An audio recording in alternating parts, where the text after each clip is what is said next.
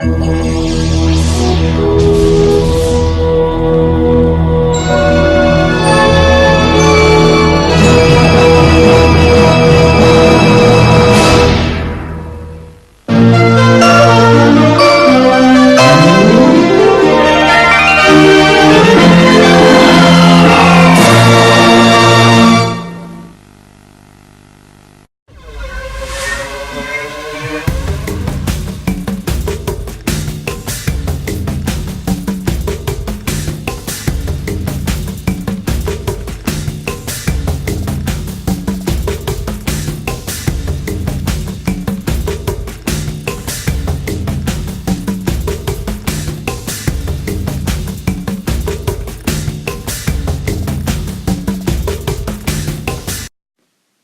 ladies and gentlemen, welcome back to Path of Nostalgia. This video we're looking at Gran. Let me rephrase that again. Gran. One word. Gran. This is pretty like a lost gem, this is. It's another one-off series again. However, this time it's done by Woodland Animations. Woodland Animations, they've done Puss and Pat. This actually came after the first season of Puss and Pat. This came out in 83? Or was it 82? It came after the first season in 81, and, you know, it's sort of... It does borrow a few elements of Puss and Pat, like the set designs. The characters themselves are sort of interesting design. You could probably think it's like, oh, it's a Granny Dryden spin-off.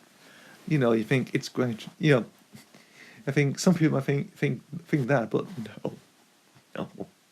no. Actually, that'd be interesting. Granny Dryden spin-off. That'd be pretty good. It may only last for maybe after a pilot and this being obscurity, but Gran. It has it's a full-fledged series, 13 episodes, of course, and it follows the adventures of said Gran. I think that's the name all. I don't know when, well, it's the adventures of Gran, her grandson, and other stuff they've been doing. You know, like either she wants to be a goalie in a football game, does hang gliding, you know, something to do with animals, I think is another one. Helping a goat or something like that, you know. It's just those episodes of like maybe a little bit, you know, like simplicity, I think it is. Like simple adventures, but to do with an old age pensioner. My knowledge of Gran is basically finding her out, you know, finding inspiration again, and I was quite surprised about this show. I mean, I heard some. I think it's on the Wikipedia page actually. I think Gran was like the very least popular TV show that Woodland Animations have done.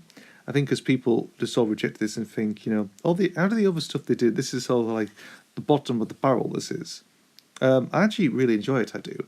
I mean, the woman who does all the narration, I think, someone called Patricia. I think her name. First name is Patricia. I can't remember the last name, but she does actually a really good job. It's like a one-man show. This is one-woman show. The animation, of course, done by Woodland Animations. Ivor Wood. They've done a good job. Brian Daly, who did the Puss and Pat theme, worked on this as well. He worked on the music as well. So it's sort of in that sort of same vein as Puss and Pat, sort of like shared in the same universe. But if not, I don't know.